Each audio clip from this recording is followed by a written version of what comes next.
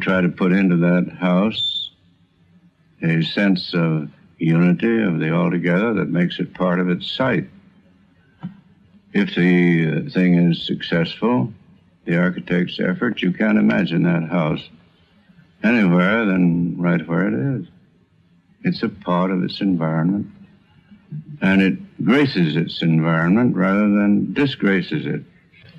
A striking example of a site and house going together is, of course, Bear Run House. How did you relate the site to the house?